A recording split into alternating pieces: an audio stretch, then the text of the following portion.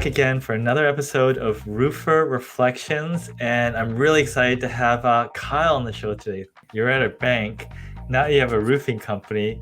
Fill in the gaps. A few things led me here. We started a content marketing business a few years back that focused on the construction space, including roofing. Two, I did some business consulting with a friend of mine that happens to run a roofing company, consulting on, I have a financial skill set, so things like forecasting, a little bit of marketing, and other disciplines. But the real kicker was when hail hit my house a few years back. I called a couple roofers to come out, and I was shocked by how much they cared about just, getting me to sign with them. And it felt a little bit uncomfortable, felt kind of dirty, actually, and how little they cared about the questions that I had about materials, construction process, insurance claims.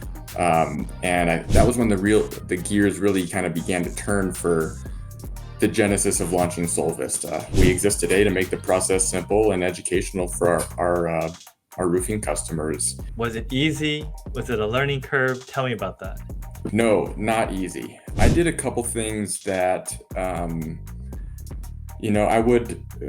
were helpful for me, but the process was certainly not easy as I'm a couple of years into this. A couple things that I did was I went right away and started talking to some experts, and I hired, I called up Randy Brothers, who runs the Roofing Academy.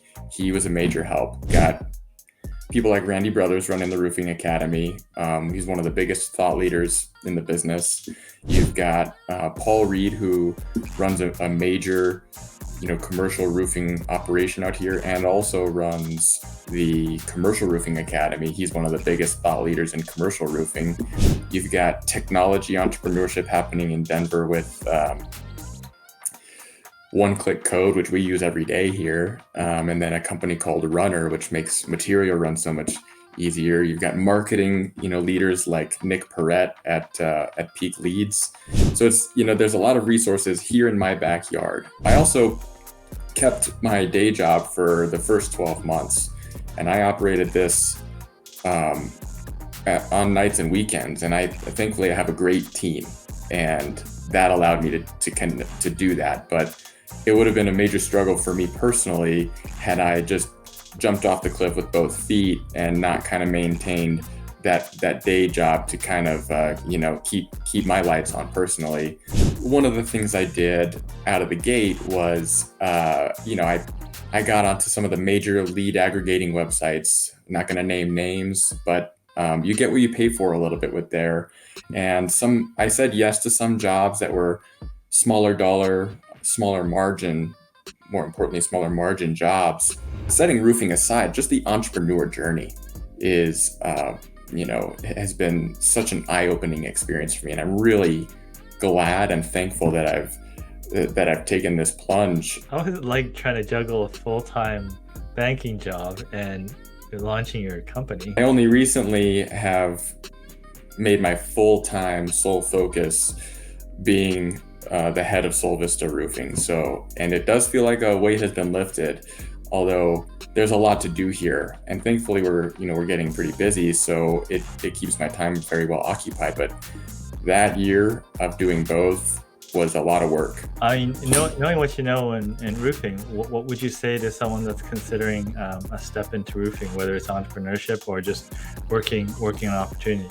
The roofing community is very welcoming and warm, and I think for newcomers, take advantage of that. Call your competitors up and see if they're willing to get coffee with you.